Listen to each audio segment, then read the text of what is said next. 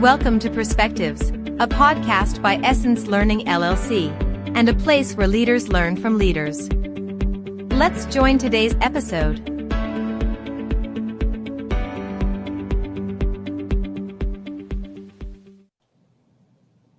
Well, hello and welcome to Perspectives. We're so excited that you're here. This is a podcast where leaders learn from leaders, and we have a great episode in store for you today. I'm Valerie Wilson, the founder and CEO of Essence Learning, and again, I'm so happy that you're with us. Our episode today is going to focus on pursuing leadership. How do you go after the role that you really want? And we have a great host of characters here with us today, and I'm going to allow them to introduce themselves. And so thankful that they're here. We have Bryan, we have Katrina, and we have Kanetra. And if you guys would just introduce yourselves to our listeners real quick, and we can jump right into the episode. But I really want them to hear about you, a little bit about what motivates you, just a little bit about your position and roles that you play right now, to kind of set up us, key us up for the topic. So tell a little bit about yourself. Bryan, let's start with you. Yes. Hi, my name is Bryan McWhorter, and I have been in corporate recruiting and recruiting in general for close to 10 to 12 years now. Currently an executive recruiter for an accounting CPA firm. I am really involved within recruiting overall because I thoroughly love helping people, love helping leaders find that special talent that they need to fill it on their teams. I love helping people find their dream jobs, whatever the case may be. I thrive in that type of environment, and I love building the relationships with the people that I do meet and the leadership that I do work with. Awesome. I see that about you, Bryan. So that's really a passion for you. Thank you. Again, thank you for being here. Absolutely. Kiki, let's go to you. I gave you Kiki. I know, Katrina. It's okay. It's okay. So, hello, everybody. I am Kanetra Hights, also known as Kiki, and I am currently Director of Diversity, Equity, and Inclusion for a food manufacturing company. I have been in the field, I'd say, for diversity and inclusion for about 12 years before DEI was even a popular buzzword. Yeah. I've been involved in it, and during that time also involved in learning and development, organizational development efforts as well. But now solely I've moved over to diversity, equity, and inclusion. So I'm just happy to be here to be able to talk about this important topic today. It is a good topic. Welcome. Thank you for coming. And we're here in the studio together, so that's exciting that I get to sit next to you and have this conversation. Yes. How about you, Katrina? So good to see you. Hi, well, thank y'all for having me. So I'm Katrina. I'm representing Anchored Solutions Consulting. That's actually my firm now. So I've been in the public health equity space for the last 13 years. I have done everything from being a community health worker to workforce development to program evaluation. Now I am a project manager, so helping and making sure that community programs are actually meeting their strategic milestones and that they're being sustainable in the community. So making sure that we have a qualified workforce that's able to help these organizations out. Well, congratulations on your new company. We'd love to hear more Thank about you. that. Love to hear more about that. So let's get started. You guys have a lot of years of experience in organizations, working with nonprofits, working with various large and small types of organizations, privately owned. So there's a lot of unpacking that we can do for our listeners who are probably coming from all of those industries as well. So when we think about leadership, Bryan, let's shoot this question to you. What is leadership to you? When you think about the word leadership, the role of a leader, what is leadership? What are the characteristics of a leader? You know, that question is a very broad question. I say that because leadership, we all have different types of leadership within us. But when it comes to reporting to leadership in major companies or organizations, you know, my opinion, I feel leadership is somebody you can look up to, you value, you respect with, someone you can learn from, grow with. You know, there are different types of organizations where you may have a leader involved where they've never been in your shoes before as far as that position. So you're actually kind of teaching them, you know, so there's cases like that. I've been involved where I've been underneath somebody who's been a recruiter before. I've learned from them. I've grown from them. And, you know, and they challenged me. They were challenging me in ways that to get me out of my comfort zone. So it's things like that to make me grow and be a better recruiter than I was. There are also those types of leaders when you have a better opportunity coming along, whether it be within your organization or outside of your company that you're currently with. And it's a chance for you to grow and further your career. And they're all for it. They're so happy for you. They're excited for you. You also have those leaders who take it as a personal attack. So there's various types of leaders on that that you work with, that you are involved with. And for me, I've been in all those different types of scenarios and working with leadership. And I think I have better relationships with those who want to see the good in me as far as my potential as a professional employee, and knows what I'm capable of doing, even when I don't even know those values or traits. And so for me, that's the type of leader that, I do work with and I want to see with. And, that to me, that's what leadership is about. Well, what you described, Bryan, is the leader that's really focused on the people, right? So you talked about value, respect, that's teachable, that challenges you, that looks to you. And so you really looked as defined characteristics of that leader that is focused, people focused. All right, so that's great. Thank you for that. I'm going to piggyback on that question in a few minutes. I'm going to pin it for a minute as we talk about some of the focus of our leadership. Kiki or Katrina, do you have anything to add to your definition or characteristics of leadership?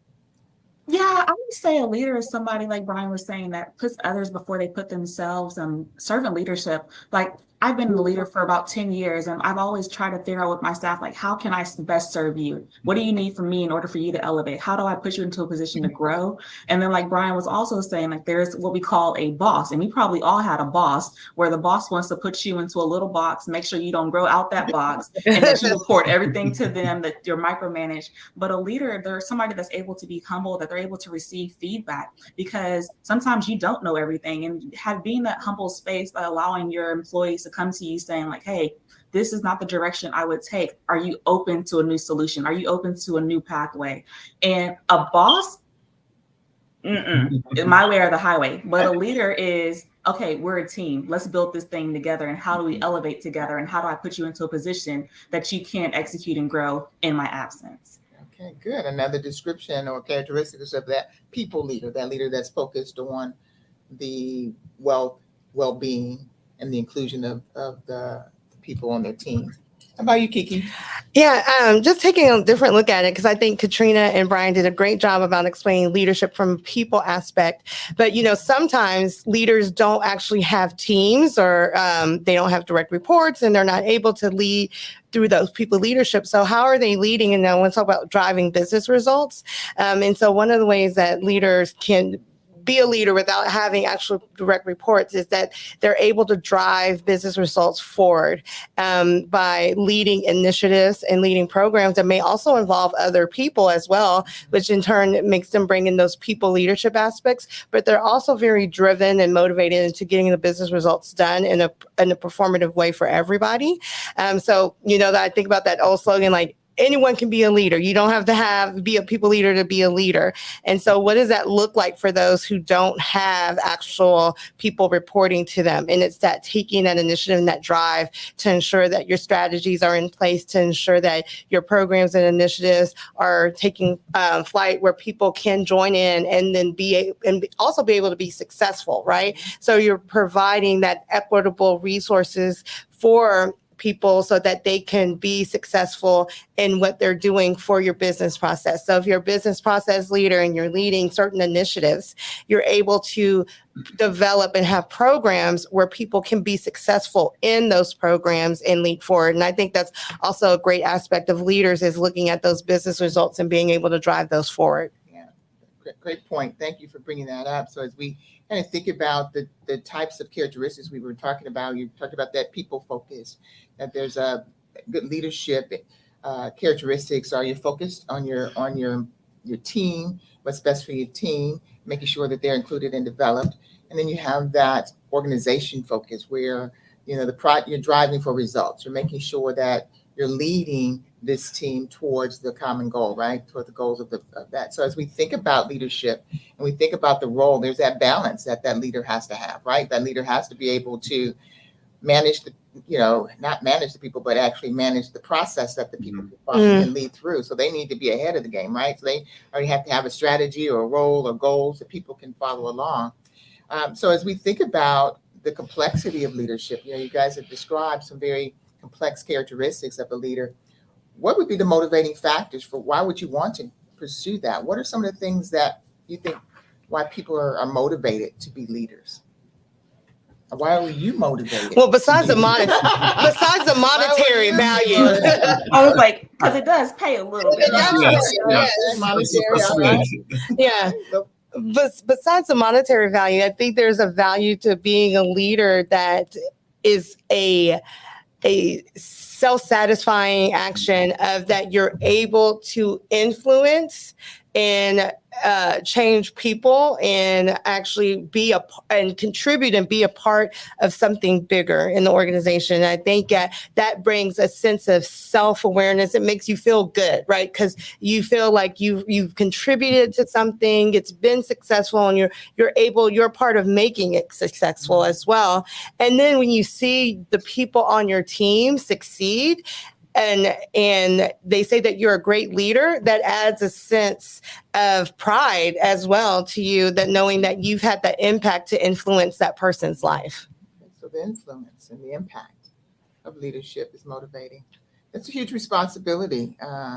We have a whole session at Essence Learning called The Power of Influence, and the responsibility of influencing someone, having that quote, power to have an impact on someone that changes their mindset or their behaviors, their income, how much they make and how long they're going to work there, and those decisions that you make around that.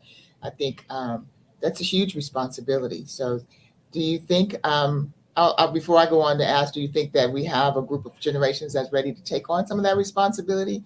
What are some of the other reasons why, first of all, they would want to be, Kiki talked about, it's self-fulfilling. It's rewarding monetarily as well as, personally, to be a part of something that's growing, that's being successful and effective. What are some other reasons why you would want to be a leader? For me personally, I've experienced, I guess, poor leadership, and that always had like an effect on me. So now when Kiki talks about influence can be both positive and negative. Mm-hmm. And if you have somebody that's not pouring into you, it's going to change how you view yourself, how you have confidence in your work. And so once I've experienced that, I said, Katrina, you have the power to change the trajectory of somebody else's life and somebody else's outcome. And now I try to make sure that I do be a positive leader. And I want to actually put good seeds to somebody that they can harvest on their own. So they can say, I started this one job 5 years ago, but because of this one leader believed in me and gave me a yes, it gave me confidence to want to elevate. So just thinking about like whenever you are a leader, that people are looking up to you for direction and guidance. And then also it's good, like a networking tool, so once you build like that safety zone, people are going to look to you, as Kiki said, like, oh, that's a good leader that I admire. So how else can I connect that individual to this person, or how else can I connect this person to this particular project? Because I've seen the fruits of their labor before in a past leadership role that they might have had. Great, thank you for that. Anything to add, Bryan, before? For me, I don't want to be a leader. I don't want to lead people, but that's just me though. I'm more of an individual contributor in that sense. Like Kiki kind of mentioned earlier, there are different types of leaders. People said you are a leader, Bryan, but for me, I think a leader as individual, manager, supervisor that way, but there are also other ways like Kiki mentioned, and so people lead differently whether they realize it or not. And so, being a recruiter sometimes. Yep. I love that. You brought that up. And I'm pardon the interruption, but I want I want you to tag along on that a little bit longer, because everybody doesn't want to be a leader. By the characteristics that we define, that there's a leader that has to be responsible for developing people and engaging people and making sure that they feel included and wanted and developed, and then helping them to pursue the goals and making sure that you're driving towards organizational effectiveness, and that you're not just responsible for your own effectiveness, you're now responsible for a team of people being effective. So that is, that can be overwhelming. That could be a lot. So that's kind of why we're here. Why do I want to be a leader? What are the motivating things? And so you bring up a very good perspective on this, that not all people want to have that particular role, right, as a leader, but all of us are leaders. But we don't always want to have all of those characteristics of me driving organizational results through a team of people. I'll drive the organizational results for myself. So here, for you as an individual contributor to the results of your organization, you're responsible for that. But you mentioned earlier on the top of this session when you started describing that you just love being a part of helping people find their careers, helping people find their talent. So that in itself is a leadership role of bringing people within your organization, accepting them. You're taking that as a role that you would lead, and not necessarily, I don't need a team of people to do that, but I'm leading this effort. I'm leading this project. I'm leading this initiative. So these are great characteristics and definitions that you guys have described around what is a leader. Our topic today is pursuing leadership. How do you go after the roles that you want? So now that we've kind of defined, there's different roles of leaderships, there's different characteristics of leadership. How do we go after those roles? Our leaders are now our listeners are now saying, yes, okay, good, that's me. I can relate to what Katrina was saying. I can relate to what Kiki's saying. I can relate to what Bryan is saying. So now we've got listeners anticipating our next question. How do I go after those roles? What are some of the things that I need to do to pursue that leadership role that I want? Because for the more money, for my own individual development, to help develop others, or to help pursue my own career, how do I go after those roles? What are some things that you can give them as tips? Kiki, I'll start with you.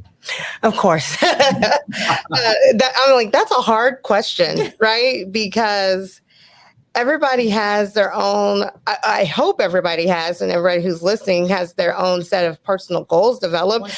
If not, then my first advice would be to develop your personal goals, and I'm very thankful for Essence Learning, because that is something that I've learned from them, is how to go after and develop your own personal set of goals. So I think that's kind of like a starting foundation. And it hits me when Bryan says, I don't want to be a leader. And, and so that may not be his personal goal, is to move into a leadership position of that kind of stature, and that's fine, and that's okay, and so I think everybody needs to start by setting their own personal goals. What do you really want to achieve? I knew for me personally that by the time that I was 45, I wanted to be a director. So then I could look at transitioning over into VP roles, right? And so now I'm 42 and I'm already a director. So what am I going to do next to get me into that spot? And so, setting those goals and then looking at what are the steps that get you into there. Do I need more development in these areas? Maybe I don't know a lot about budgeting or, compensation planning. I've had to learn all of these things, and building strategies and all of that make you into those executive leadership positions. And so taking the time to set those goals and then work on development plans with each of those goals as well. And then also, if you're in the aspect of, don't want to be a leader, but I want to be top of my class in what I do. Like if I'm going to do this particular job and I want to be the best and the expert in this job, then find out what that means and set your goals to be the best in that job. And I feel like in that in turn as well is a way that you can pursue your career and be a leader also for those processes, and being the best in class for those type of jobs. Awesome. So Kiki, I'll just recap it. I like to do this part of it. You said a lot of great things, but I want to make sure that our listeners can pinpoint some of the key points that you made. Kiki, you talked about that personal goals, that if you don't have those already established, that we need to have those personal goals. Then you talked about continuous learning. What is the next role? What do I need to learn in order to get to that next role? And so that should be a part of your goals, right? So here's what I need to learn. So that'll be part of the things that I do. But you talked about that development plan. You said you need to have that development plan and then execute on that. So a lot of times we get our goals, we decide what we're going to do, we even go after education and we get it, but then we don't execute on that, pursuing that role, that next step. So I love that you did that. And then you identified, for those of us, no matter whether it's a position of where you're leading people or it's a position where you're growing within the organization or within your profession, you said to define what those best practices are. What's that excellence look like for that role? And then that's your that's what you pursue after. So thank you for that, because that's the question. What are some of the things that I need to do to pursue those leadership? So Kiki gave us 4 good points: personal goals, continuous learning, to execute on your development plan, and then look for what excellence looks like in that role. So thank you for that. How about you guys? Katrina or Bryan? Go ahead. How do you go after those roles? What are some of the tips you have for us? Go ahead, Katrina. Okay. Well, like Kiki was saying, so I'm a project manager by trade. So I'm thinking about like, what is your life project plan, and how are you going to define those milestones? And some of that is like your personal goals, but also before you start to look for leadership roles, it's how do you define leadership to yourself? And then what are you looking for when you obtain those leadership roles? Because you want to understand your pros, you want to understand your cons. And then you're also thinking about, okay, now I need to start networking. What is my networking plan? How am I going to reach out to people? Am I utilizing LinkedIn? And LinkedIn has so many resources available. There's like a LinkedIn library hub. So if you don't know how to do conflict resolution and that's something that you struggle with, go to LinkedIn, take that conflict resolution class. If you go to your manager and say, hey, this is the position that I'm in now, but can you help me define my career path? And as I define my career path, can you tell me key outline steps of how did you get to your position? I need to know, how did you get into place so that I can get myself into place? And then also ask them like, hey, do you have anybody in your network that would be willing to mentor me? The old saying is closed mouths don't get fed, right? You have to open up your mouth and let them know that you're hungry, and you have to put yourself into position. So once you put yourself into position, and don't go in there like all thirsty, like when you network with somebody, you feel like you're a sense of entitlement. Build that key relationship. Make sure that you want to have a genuine connection with people. Get to know them. Get to understand like what makes them tick, what makes their heart leap with joy. Why are they so passionate about their work? Don't go in there saying, hey, I want you to be my mentor. I need you to put me on game, and I want to get elevated to the next position. That don't work out, okay? But if you put like genuine love and compassion into people, like you actually put your seeds into them and you want to get to know them, whenever the positions or opportunities come available, because you built that genuine relationship with people, they're going to remember your name. They're going to remember that genuine person that knocked on their door saying, hey, I wanted to get into position to elevate.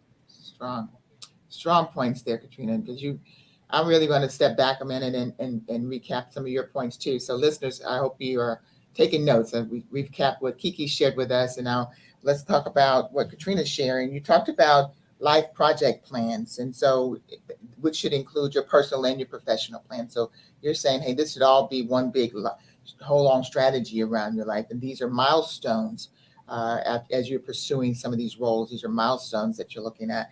Talked about networking and connecting yourself with people who are already in those roles, or who can support you, collaborate, and so that you're not alone in this role, and that you have people who have been there, done that, as you said. We can kind of, hey, I'm already doing that. But then you said something very interesting. You look for that coach, that mentor, but you're coming in also trying to find out, where is their passion? What are you passionate about? Oftentimes we want to say, tell me what I need to do. And you're asking this coach now, hey, tell me what makes you passionate about this position, this industry, this role, this profession, and share your passion with them as they share there with you. And that's kind of where you're building that relationship, and you're building a relationship that's connecting on your common passions. And I like that, because now we're not a teacher and a learner, or an educator, and we're now moving together on a path around our common passion. So build those relationships. So you left with us, know what your personal and professional goals are. That they should be a strategy that you're going towards, together. Network, connect yourself with others who are in this space, who can help you to identify barriers and challenges and opportunities, not just for yourself, but that's within the role itself. Then you said, put yourself in a position so you can build those relationships with people, and to understand your passion and their passion, and then connect with those.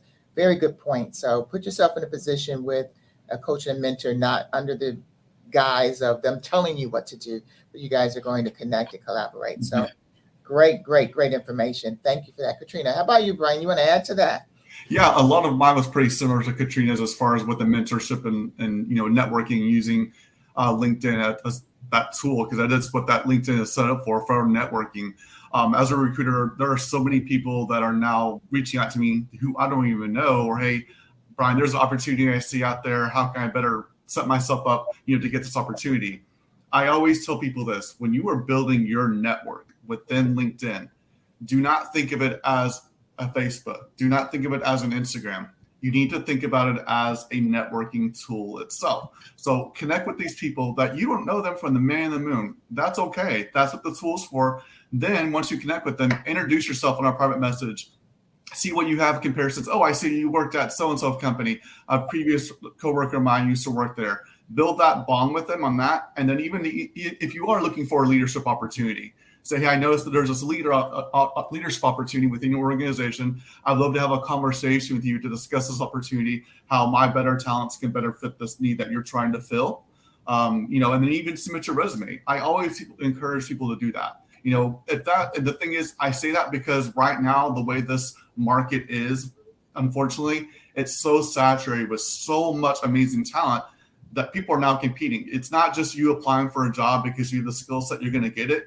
It's about who you know now. It's not about just applying and you're going to get the job. It's not about that anymore. So that's why I say, like Katrina mentioned, it's networking, it's talking, it's communicating, it's attending these networking events too at the same time.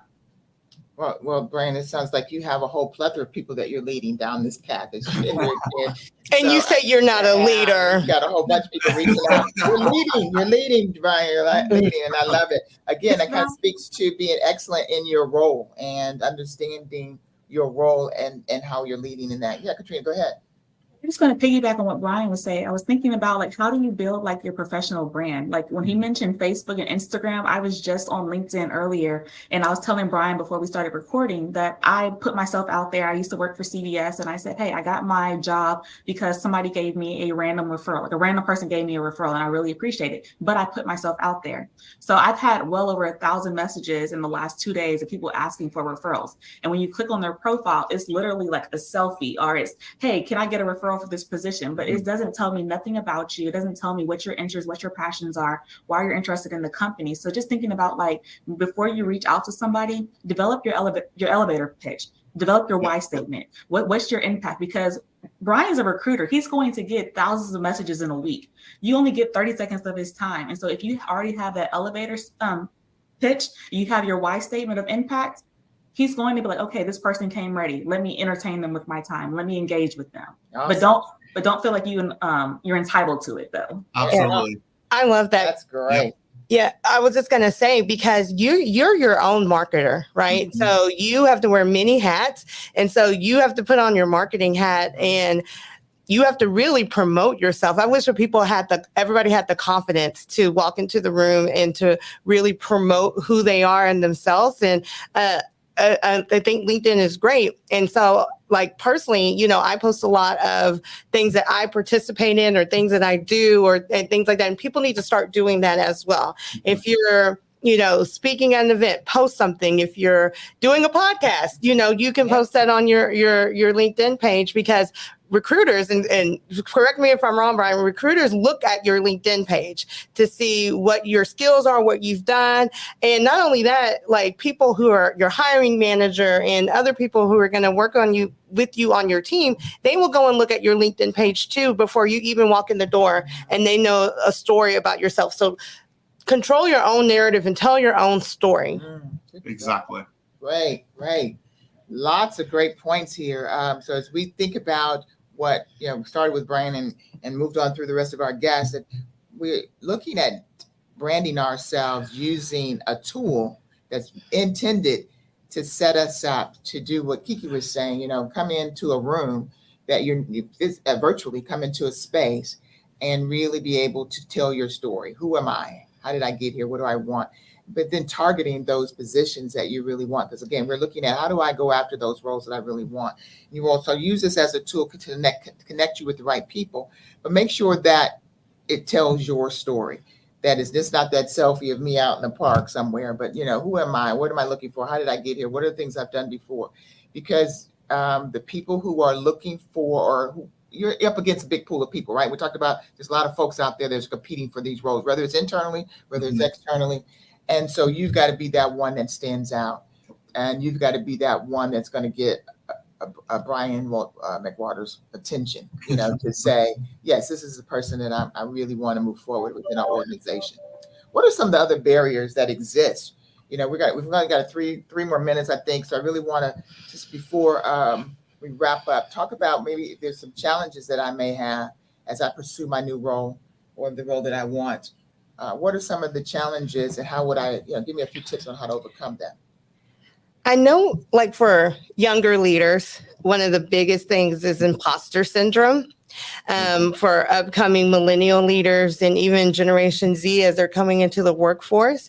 And it creates a lot of anxiety. I've been there before, where you feel like you're excelling on the outside, but on the inside, you still feel like you haven't excelled yet as a leader, or you feel like, I'm over here, I'm being a leader for all these people, but I don't feel like I have the skills necessary to do it. I'm just, internally you feel that way, but externally you're doing a great job. And it creates a lot of anxiety for people as well to have that imposter syndrome. I think the way to overcome it is to definitely get a mentor to help you build confidence and to reassert those internal feelings about yourself, because that's a way to really overcome the internal guilt that you have of not doing that. And I know millennials face it because they're working in a place where there's baby boomer and Gen X leaders, and they feel like they're in those younger positions and things are said where they're not being able to be the leader they want to be. So you have to get somebody who's on your team to help and coach you and mentor you and reassert those positive feelings that you're doing a great job. You just need to internally match that up. Mm-hmm. Align that. Awesome. Thank you for that. Kiki, anything else? What about, those who are young people with families, and some of those become barriers, or some of those who are, maybe managing, multiple care opportunities or even health issues. What are some of the things that you guys have, any tips for us who may have other priorities that we're having to balance as well as we try to pursue our new roles or our own personal goals and professional goals? For me, as a recruiter, there have been times where individuals, candidates that I've spoken to, we go through the whole interview process, and we want to bring them on depending on the situation, location of the role, things like that. And then they divulge something, whether it be, they're a caretaker for a family member, or they've got a younger family, or they may even have their own health issues themselves in general. And that necessarily doesn't put them in a bad spot, but it's something I always encourage candidates to tell that up front. That way we can paint that picture for them as a recruiter. I can advocate for them better and better set them up for success within the interview process and the hiring process in general. We can make these accommodations, things like that. And so to me, that's really important to do that and tell your story, because every person's story matters. That's awesome. So break that up front, that I'm having, this is my story right now. Here's my goals in life, but how does your company or you as a leader, if it's an individual leader, support those types of things? That's great. Not being afraid to do that. I think that's the, the fear. I'll wait until the last. I don't want to say it. So you've got the imposter syndrome, perhaps, or you've got this fear now of disclosing either, some issues that are going on in your life, even some self-identity issues. We don't want to talk about health issues or PSTD or LGBTQ, all the things that kind of come with who we are and we bring to the table. Sometimes we want to hide that until you bring up a very good point, until it's almost at the hiring point, and then it's we didn't know that. Now you haven't set you up for success. Good point. All right, Katrina, I know our producers are winding us up, so I really want to make sure that I give you some time to talk about maybe some ways that we can overcome some barriers. It'll just be twofold. Of course, what Bryan was saying, start asking those culture fit questions. How do they value people? So it's a dating relationship. So whenever you interview with them, they're also interviewing you as well. Yeah. So making sure that they're going to actually support you as an individual. And then the second part is just overcoming rejection. Like, I know, like Bryan was saying, the market is saturated. It's not you, it's them, okay? So don't allow that to stop you or deteriorate you from moving forward, because the market is so saturated. But think about how you can strategically cast your net to the right individuals, to the right stakeholders, to make sure that whenever you do send your resume, that it's going to hit the right people and not just an automated box, I love that. Culture fit. Yep. And it's not you, it's them, because that's the nature of the business we're in now. And as you're pursuing, we think as we go higher and higher into positions and we're soaring for excellence, those that place is smaller than it was down here, right? So it becomes more and more challenging the higher up you get this in this pyramid. And so you're going to experience just what you said, Katrina. So those challenges already exist. So I love the culture fit piece as well. So you guys have brought some awesome tips, and I hope that our learners have really stopped long enough to say, you know what, I do want to pursue new roles within my profession, outside of my profession, with new organization, within the organization, my own, a lot like Katrina's done. I'm going to jump out here on my own and do my own things, whatever that looks like. You guys have left us with a great blueprint of tips for us to follow. And so I hope everyone's taking something away. Please check in. I think we'll probably have some notes and tips for you at the end of our sessions so that you can really take away some of the key learnings here. Is there anything else we want to leave before we go? And I thank you for your time, but is there any last minute things you'd like to say before we sign off? Anybody? Just bet on yourself. Bet on yourself. Love it. All right, guys. Thanks again for being here. Kiki, I loved having you in the studio with us. Hopefully, Bryan and Katrina, the next time you join us, you'll join us in the studio, because it's always good to touch and give you a hug. But thanks again for all your time. Good luck to you. I'm betting on each of us and our success. And all of our listeners, we thank you for joining in, and we're betting on you as well. Okay, have a good one. We're signing off. Bye-bye, everybody. Thank you for joining Perspectives, a podcast by Essence Learning LLC. Essence Learning is your solution to personal and professional development. We partner with our clients to develop a learning strategy that will increase productivity, enhance performance, and align with their purpose and goals. For more information, visit us online at essencelearning.net or call us at 1-877-657-5755.